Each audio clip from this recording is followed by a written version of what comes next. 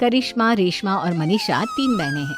उनका एक भाई भी है, मयंक। मयंक अपनी बहनों को बहुत प्यार करता है, लेकिन मयंक की पत्नी सविता इस मामले में मयंक से बिल्कुल ही अलग है।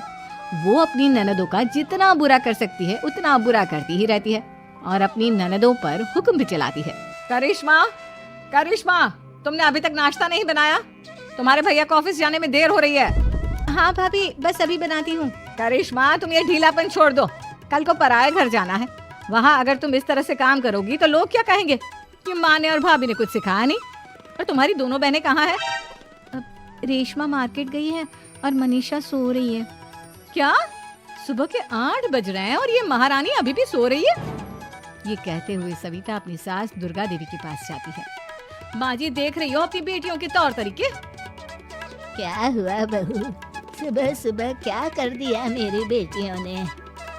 अरे एक तो अभी अभी उठकर किचन में गई है, दूसरी सुबह सुबह बाहर चली गई और तीसरी अभी तक सो रही है।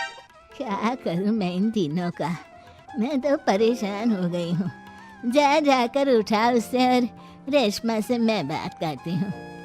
सविता सीधा मनीषा के कमरे में जाती है और उससे कहती है, महारानी जल्दी उठो, सूरज सर पर आ गया है। भाभी थोड़ी देर और सोने दो ना, मैं रात को लेट सोई थी। वो क्या ना, यूनिट टेस्ट चल रहे हैं। शराफत से उठती है या नहीं, या फिर पानी की भरी बाल्टी डालूं तेरे ऊपर? नहीं भाभी, मुझे बिस्तर में नहीं लाना, उठती हूँ मैं। मनीषा जल्दी से उठकर बाथरूम में चली जाती है। सभी आराम से बैठकर नाश्ता कर रहे होते कि तभी रेशमा बाजार से हाथ में सामान लिए आ जाती है। रेशमा को देखते ही सविता उस पर बरस पड़ती है। लो, आ गई महारानी। ऐसा भी क्या सामान लाना था जो सुबह आंख मलते ही बाजार की तरफ रवाना हो गई? भाभी, कल आप ही तो चीख रही थी कि घर का सारा सामान मुझे ही लाना पड़ता है, घर में किसी को भी किसी काम से कोई लेना देना नहीं है। अब मैं बाजार जाकर सामान ले आई तो आपको इस बात से भी तकलीफ हो रही है?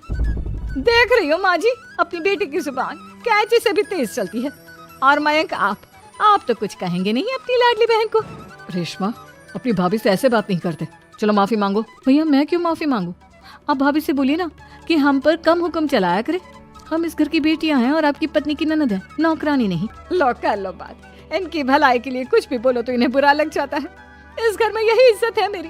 देख लो माँ जी, आपकी बेटी किस लहजे में मुझसे बात कर रही है। सविता वहाँ से चली जाती है। मयंक को बहुत गुस्सा आता है, वो भी वहाँ से चला जाता है। फिर करिश्मा रेशमा को समझाती है।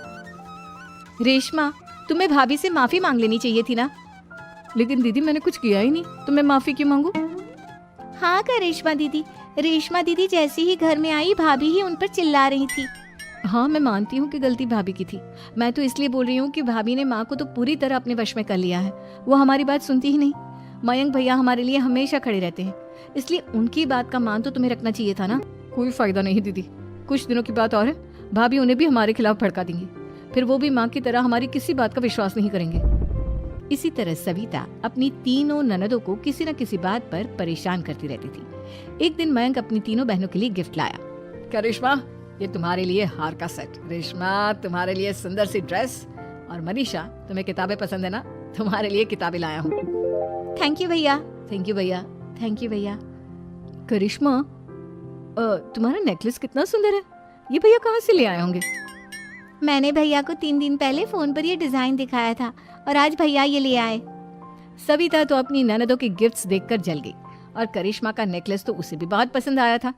अपनी बहनों के लिए कितना अच्छा नेकलेस लेकर आए हैं, मुझे कभी कोई गिफ्ट नहीं दिया। मैं आज ही ये हार चुरा लूंगी। रात में सविता करिश्मा का हार चुरा लेती है और इसी तरह उसे अपनी ननदों की जो भी चीज अच्छी लगती वो उसे मांगती नहीं, बल्कि रात के अंधेरे में चुरा लेती। इसी तरह दिन बीतते गए और सविता ने मयंक के दिल में भी उसकी बहनों के लिए नफरत पैदा कर दी। एक दिन मयंक ने करिश्मा और रेशमा के लिए रिश्ता देखा और ये बात उसने घर में सबको बताई। माँ, करिश्मा और रेशमा के लिए बहुत अच्छा रिश्ता आया है। वो लोग कल इन्हें देखने आ रहे हैं। आप और सविता मिलकर सारी तैयारी कर लेना। ये सुनकर करिश्मा और रेशमा खुश हो जाती हैं, लेकिन सविता सोचती है, अगर इन दोनों बहनों की शादी हो गई तो घर और बाहर का काम कौन करेगा? मनीषा तो 1 नंबर की कामचोर है, उससे तो किसी बात की उम्मीद लगाना ही बेकार है। मुझे इस शादी को रोकना होगा। अगले दिन सभी लड़के वालों के स्वागत की तैयारी करने में लगे होते हैं। तभी मयंक अपनी बहनों से आकर कहता है, तैयार हो गई तुम दोनों? देखो, दोनों लड़के बहुत अच्छे हैं, मैं कोई कसर नहीं छोड़ना चाहता, इसलिए तुम उनके सामने अच्छे से बिहेव करना और अपनी भाभी से लड़ने मत लग जाना। करिश्मा, तुम वो नेकलेस पहन लो ना जो मैं तुम्हारे लिए लाया था। भैया मैं बहुत देर से वो नेकलेस ढूंढ रही हूँ लेकिन मुझे मिल ही नहीं रहा। क्या तुमने नेकलेस खो दिया? तुम्हें पता भी है वो कितना महंगा था? तुम कोई काम ढंग से नहीं कर सकती। मयंक गुस्से में वहां से चला जाता है। थोड़ी देर बाद लड़के वाले भी आ जाते हैं। वो दोनों बहनों को पसंद कर लेते हैं और रिश्ता पक्का हो जाता है। लेकिन सविता के दिमाग में तो कुछ और ही खिचड़ी पक रही थी। वो पंडित जी के पास करिश्मा की कुंडली लेकर जाती है और उन्हें पैसे देकर करिश्मा की कुंडली बदलवा देती है। जब लड़के वालों के पास करिश्मा की कुंडली जाती है तो वो दुर्गा को फोन करते हैं। बहन जी, हमने करिश्मा की कुंडली अपने पंडित जी को दिखाई थी। आपकी बेटी की कुंडली नहीं बल्कि दोषों का पिटारा है। देखिए, मैं और मेरे पति इन सब बातों में बहुत विश्वास करते हैं, इसलिए हम आपकी बेटी से अपने बेटे की शादी नहीं करा सकते। इस तरह करिश्मा का रिश्ता टूट जाता है और सभी घर वालों को बहुत दुख होता है। अब कविता सोचती है, चलो करिश्मा का तो रिश्ता टूट गया, अब रेशमा का भी रिश्ता तोड़ना है। क्या करूं क्या करूं? अब सविता आवाज बदलकर किसी अननोन नंबर से रेशमा के होने वाले ससुराल में फोन करती है। हेलो, मैं कौन हूँ कौन नहीं ये आपके लिए जानना जरूरी नहीं। बस इतना सुन लो कि रेशमा का 2 साल से किसी के साथ अफेयर चल रहा है। बस रेशमा का रिश्ता तोड़वाने के लिए सविता का इतना कहना काफी था। अब रेशमा का भी रिश्ता टूट गया। मयंक और दुर्गा देवी ने रेशमा को खूब खरी खोटी सुनाई और उससे बार बार उस लड़के के बारे में पूछने लगी। आप दोनों मुझे क्यों परेशान कर रहे हो?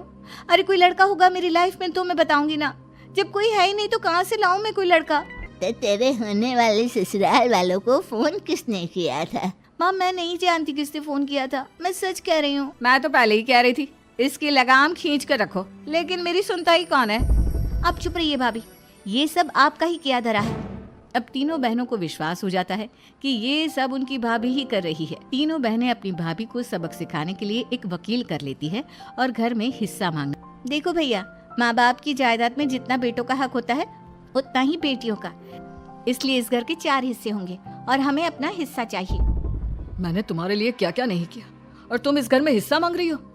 भैया, आप और माँ हम बहनों की कोई बात नहीं सुनते हो और भाभी हमारी शादी नहीं होने देगी क्योंकि उन्हें लगता है कि आप हमारी शादी में ज्यादा पैसा लगाओगे और उन्हें हम जैसी फ्री की नौकरानी कहाँ मिलेगी। तो हम भाभी के साथ तो रह नहीं सकते, हम बहनों को अपना हिस्सा चाहिए। अरे तुम्हें शर्म आनी चाहिए अपनी भाभी पर ऐसा इल्जाम लगाते हुए। वो तुम्हारे बारे में कितना सोचती है। हाँ माँ, भाभी हमारे बारे में बहुत सोचती है। दिन रात बस यही सोचती रहती है कि किस तरह से अपनी तीनों ननदों को परेशान करूं और कभी मुझे पढ़ने भी नहीं देती। दोनों बहनों का रिश्ता भी तो इन्होंने ही तोड़वाया है और रात में हमारे कमरे में आकर हमारी चीजें भी चुराती हैं। इसी तरह सविता की तीनों ननदें अपनी बात पर अड़ी रही। अब कोर्ट में तारीख भी शुरू हो गई। जब सविता को लगा कि उसकी तीनों ननद इतनी आसानी से नहीं मानने वाली, तो उसने अपने पति और सास को सारी सच्चाई बता दी और अपनी तीनों ननद से माफी मांगी। मयंक और दुर्गा को भी अपनी गलती का एहसास हो गया। अब सविता खुद करिश्मा और रेशमा के लिए अच्छा रिश्ता ढूंढती है और उनकी शादी करवाती है।